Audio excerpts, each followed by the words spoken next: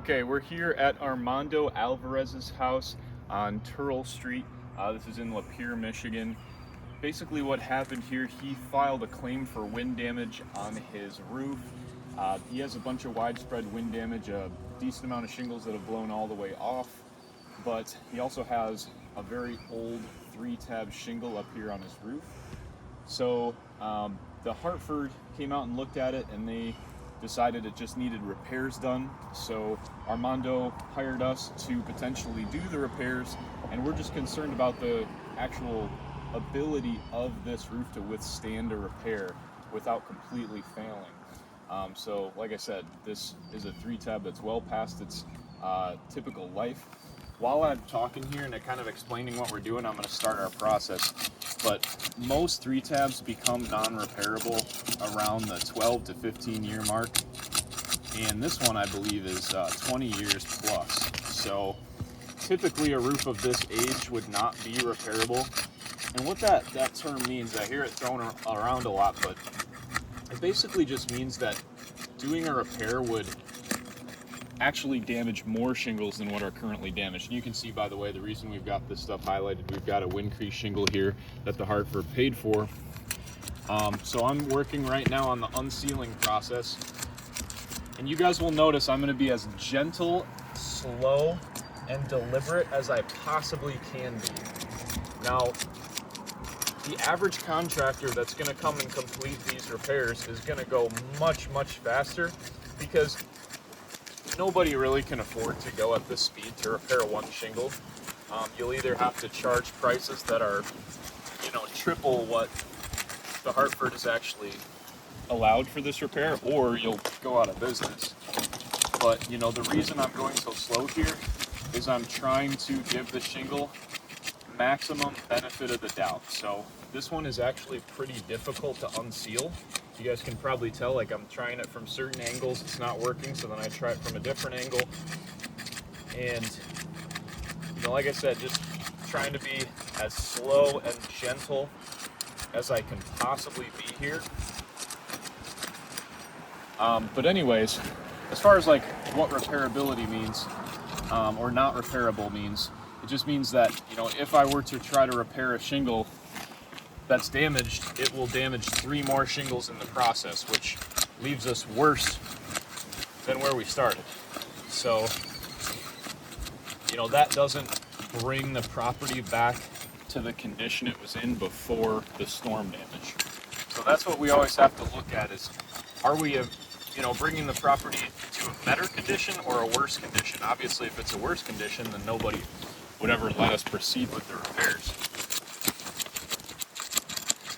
Yeah, this is another tough one. Again, just try it from multiple angles. What's going on here? It's like running into something. Hit a nail or something, probably. We may have hit a nail. No, there's no nail there. That's just mat transfer, really bad mat transfer. So that's not good, guys. When you're being as gentle as you can and you're still running into really bad mat transfer. I mean, this isn't even the part of the repair that puts the most stress on the shingle, and we're already kind of having some issues. I'm gonna proceed though, because I don't want you guys to have to just take my word for it. This is something we do hundreds of times a year, whether it's just a standard roof repair for a customer. And oftentimes insurance companies will pay for repairs, and we will proceed with those repairs because the roof is repairable. So we do lots of those. Sometimes I'll make one of these videos. And then of course there's often, maybe most of the time, that we do a repair, the insurance company is not involved in any way. But yeah, if you're at the Hartford watching this, we appreciate your time. This is a little bit of a monotonous thing to be watching, but okay, we've got all of those unsealed. We've got our other 2 shingles on our other 2 tabs on our damaged shingle unsealed. Now I need to look for the nails so I can get those out. Actually, there's no nail right here. There should be. So that's interesting. Now, I am going to show you guys something actually before I move forward. I'll try to just not lift the shingle very much, but you guys can see like right there, that's really bad mat transfer. And again, you guys saw how gentle and slow I was when I approached this. There you can get a little bit that's hitting the sun. That's really bad mat transfer. We've got like a massive chunk out of this bottom shingle. So that means this shingle up top is never gonna seal back down because the sealant is no longer going to come down. It's got a chunk of this shingle on it there. Now, I'm not gonna try to point out every single one to you guys because I don't want to lift the shingles needlessly. There's a little bit on each of those. It's really bad right there. That one I can point out because it's right at the edge. So you guys could see it. And then we got another one right here. And so, yeah, I mean, it's pretty bad. So even before I start this next part of the process, we're kind of already in bad shape. But I'm gonna now start the nail removal. The next thing that kind of leads me to have some concern here is the nails look like they were nailed pretty high. So when the nails are put too high, it means I need to reach further underneath the shingle. Oh, I'm sorry guys, I somehow completely ignored this tab, so this one's not unsealed yet. I'm trying to talk and do my job at the same time. I've never been a good multitasker, but this one actually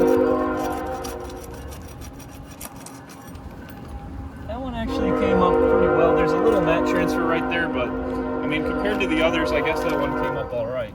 So we got lucky, but now we need to get the nails out. My point about the nails being put in too high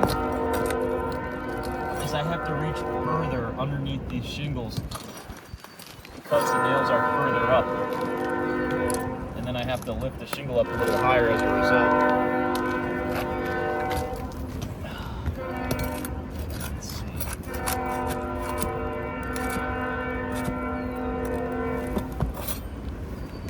There we go.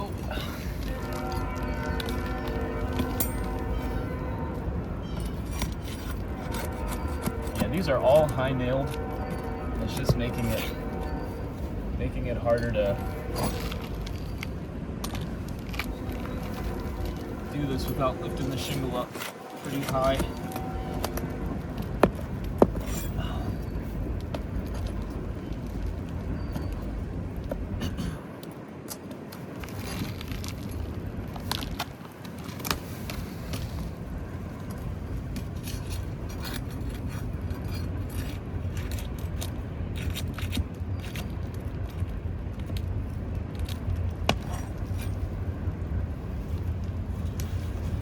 You have to, when the nail pulls through, you have to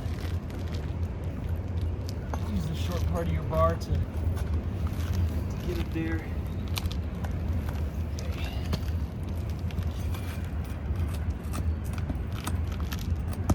Another one that pulled through. Probably because this is right above where the wind crease is. A lot of the time you guys will, this is something to observe.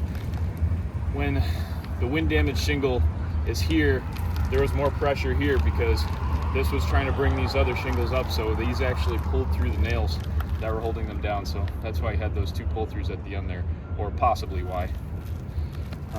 Now we still have a rogue nail in here somewhere, so need to find where that is.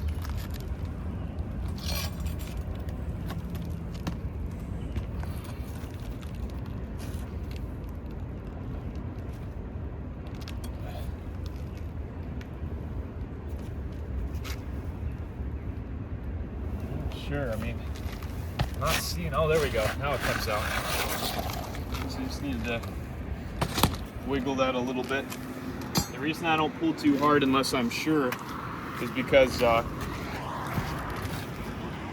we just don't want to put too much unnecessary force on the shingle. So, this shingle obviously doesn't match at all.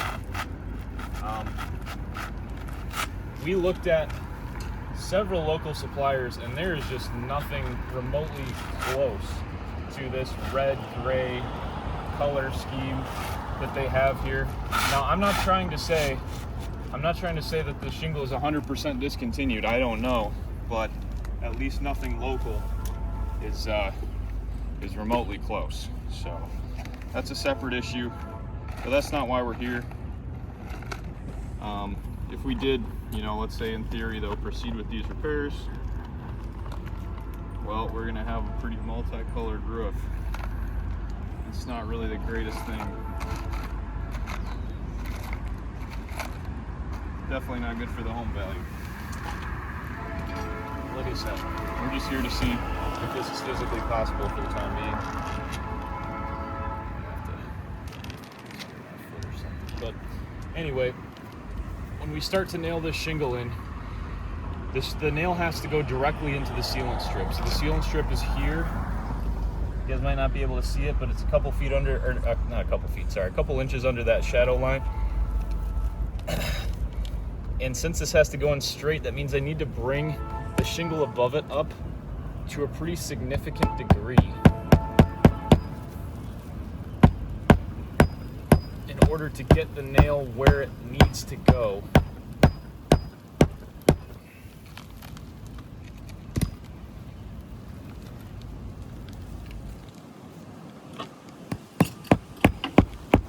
Hopefully you guys can see that sealant strip now in the sunlight. You guys see those short hammer strokes I use at the beginning are so that I don't have to bring the shingle up quite as high, because the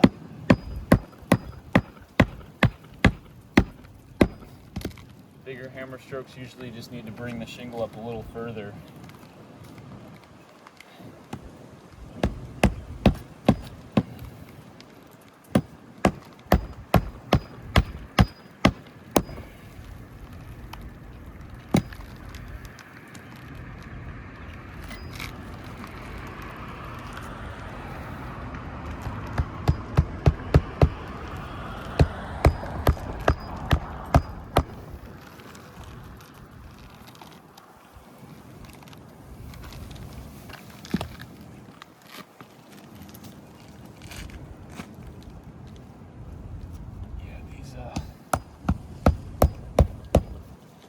These old nails were just